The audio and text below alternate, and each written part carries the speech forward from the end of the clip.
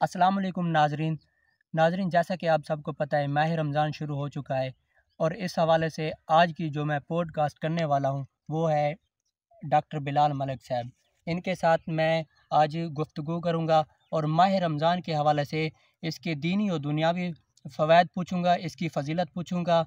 आइए डॉक्टर साहब से मिलते हैं और माह रमज़ान के दीनी और दुनियावी फ़वाइद इनसे पूछते हैं। अस्सलाम वालेकुम डॉक्टर साहब। वालेकुम सलाम रहमतुल्लाह। डॉक्टर साहब, सबसे पहले हमें माह रमज़ान के दीनी फ़वाइद बता जी शुक्रिया साकिब। अस्सलाम वालेकुम व्यूअर्स।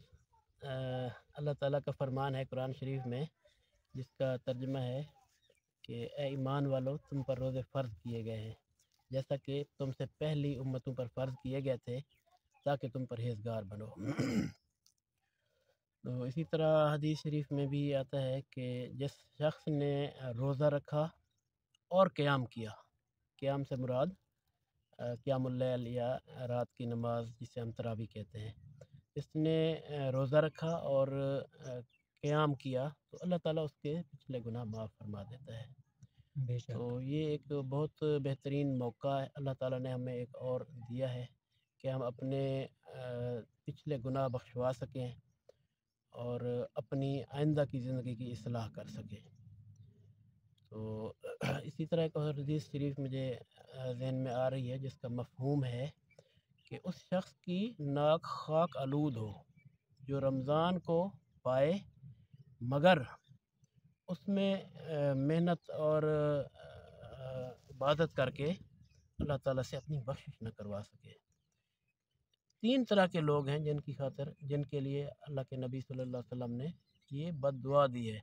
दूसरा, वो जो अपने वालिदैन को पाएँ और उनकी खिदमत करके अपनी बख्शिश न करवा सकें। और तीसरा, वो जो रसूलुल्लाह सल्लल्लाहु अलैहि वसल्लम का नाम सुने और दरूद पाक ना पढ़ें।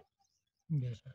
तो अल्लाह ताला की रहमत है कि उसने हमें एक और मौका दिया है, हम अपनी इस्लाह करें, पिछले जो हमसे गलतियाँ तकसीरात हो चुकी हैं ज़िंदगी में उनको बख्शवा सकें। तो दुनियावी मामलात के साथ साथ हमें चाहिए कि हम अपने शेड्यूल में इनको दीनी जो इबादत हैं, अल्लाह ताला का ज़िक्र है, कुरान शरीफ की तिलावत है, इसी तरह नेकी के और काम हैं, सदक़ात खैरात के साथ साथ हमें फिर जो रात की नमाज है, क़यामुल लैल है, तरावी है, इस पे भी पूरी पूरी तवज्जो देनी चाहिए, बेशक। ताकि ज़्यादा से ज़्यादा हम अपने लिए आखिरत का ज़ख़ीरा तैयार कर सकें। बेशक। ठीक है डॉक्टर साहब, ये तो हमें आपने बता दिए माह रमज़ान के दीनी फ़वाइद। अब जैसे कि आप डॉक्टर हैं, हम आपसे ये जानना चाहते हैं कि क्या माह रमज़ान के रोज़े रखने से तिब्बी फ़ायदे भी होते हैं? जी बिल्कुल, तिब्बी फ़ायदे तो इतनी ज़्यादा हैं कि हम और आप सोच ही नहीं सकते। अब तो दुनिया में बात हो रही है इंटरमिटेंट फास्टिंग की। जो लोग वैसे रोज़े नहीं रखते या मुसलमान नहीं हैं, वो भी अब अपने मरीज़ों को रोज़े रखवा रहे हैं और उससे बहुत ज़्यादा तिब्बी फ़वाइद हासिल कर रहे हैं।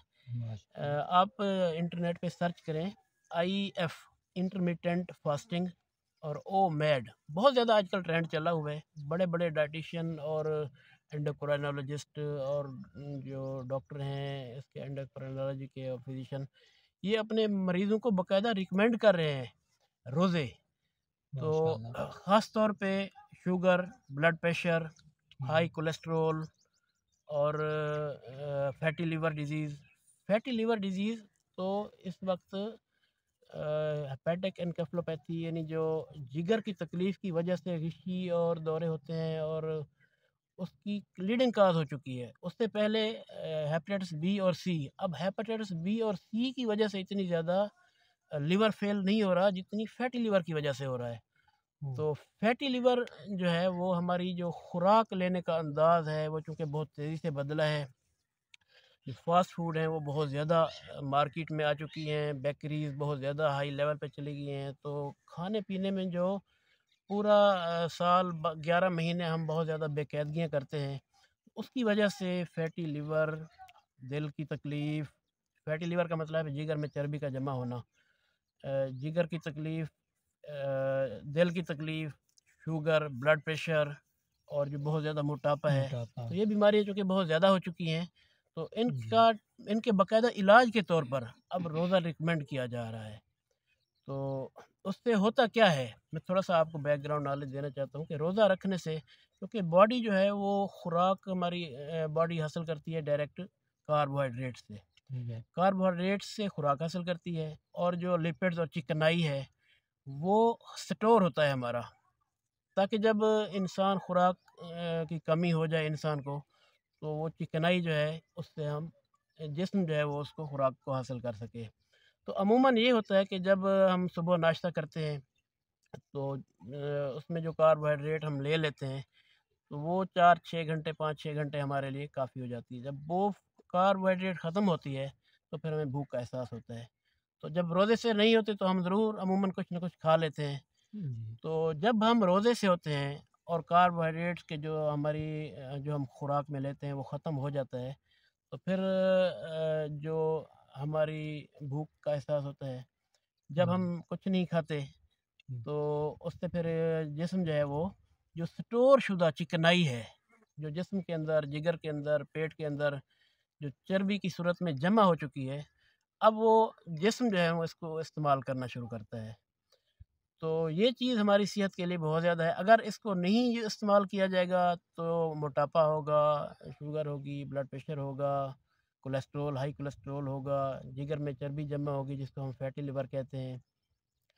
تو جب 14 گھنٹے کے لیے ہم کچھ نہیں کھاتے تو اس سے باڈی جو ہے کافی حد تک سٹور شدہ جو چکنائی ہے اس کو خرچ کر جاتی ہے، تو جس کی وجہ سے ہماری صحت پر بہت اچھے اثرات پڑتے ہیں۔ یاد رکھیں کہ ہمارا جو جسم ہے نا وہ ہمیشہ پریفر کرتا ہے کاربوہائیڈریٹ سے انرجی حاصل کرنے کی۔ چکنائی کی طرف جسم اس وقت جاتا ہے، چکنائی کو خرچ کرنے کی طرف، جب کاربوہائیڈریٹ جسم میں اویلیبل نہیں ہوتا۔ تو اس وجہ سے روزہ رکھنے سے جو اور بہت سارے فائدے ہوتے ہیں۔ جی اب تو باقاعدہ ڈاکٹر ریکمینڈ کر رہے ہیں اور لکھ کے دے رہے ہیں مریضوں کو کہ آپ 16 گھنٹے کے لیے کچھ نہ کھائیں، 14 گھنٹے کے لیے پانی کے علاوہ کچھ نہ کھائیں پئیں۔ تو اس سے یہی ہوتا ہے کہ باڈی جو ہے وہ شفٹ ہوتی ہے جو سٹورز ہیں ہمارے چکنائی کے ان کی طرف، اور ان کو خرچ کرتی ہے، اس طرح صحت پر اس کے بڑے اچھے اثرات ہوتے ہیں۔ ہم مسلمان ہیں الحمدللہ، اور اللہ تعالیٰ کا احسان ہے، آج سے 1400 سال پہلے ہمیں یہ حکم دیا گیا تھا کہ روزے رکھنے کا، جب دنیا کو پتہ ہی نہیں تھا کہ اس کے کیا طبی فوائد ہیں۔ ڈاکٹر صاحب ہمارے ویور کو کیا پیغام دینا چاہیں گے آپ؟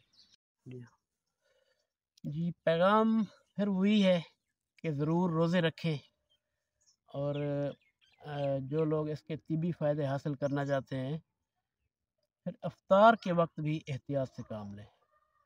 عموماً ہم دیکھتے ہیں کہ افطاری میں بہت سارے جو رنگ برنگ کے شربت اور بہت ساری میٹھی چیزیں اور فاسٹ فوڈ اور یہ ایک انبار لگا لیا جاتا ہے، تو اس سے پھر جتنی فائدہ آپ حاصل کر چکے ہوتے ہیں، طبی فائدے کی میں بات کر رہا ہوں، تو سارا وہ ضائع ہو جاتا ہے۔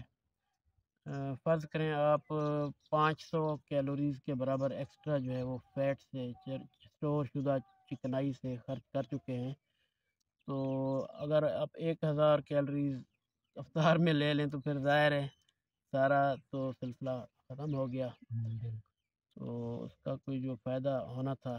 اچھا پھر اس کے ساتھ دینی نقصان بھی ہے زیادہ کھانے سے۔ افطار کے وقت اگر آپ زیادہ کھا لیں گے تو ظاہر ہے پھر شام رات کی نماز میں پھر وہ مزہ نہیں رہے گا۔ تو خاص طور پہ پیغام یہ ہے میرا روزہ داروں کے لیے کہ ایک تو اعتدال کے ساتھ کھائیں، دوسرا مصنوعی خوراک سے پرہیز کریں، خاص طور پہ جو رنگ برنگ کے شربت میں نے ابھی تذکرہ کیا ہے، اور فاسٹ فوڈ، سادہ خوراک کھائیں اور کم سے کم کھائیں تاکہ جو طبی فائدہ آپ کو حاصل ہونے والا ہے وہ میکسیمم حاصل ہو سکے۔ ٹھیک ہے ڈاکٹر صاحب، مہربانی، آپ نے ہمیں ٹائم دیا، ہمارے ویور کو ایک اچھا پیغام دیا۔ ویور اسی کے ساتھ میں چاہوں گا اجازت، انشاءاللہ ملیں گے اگلی ویڈیو میں، تب تک ہمیں اجازت دیں، اللہ حافظ۔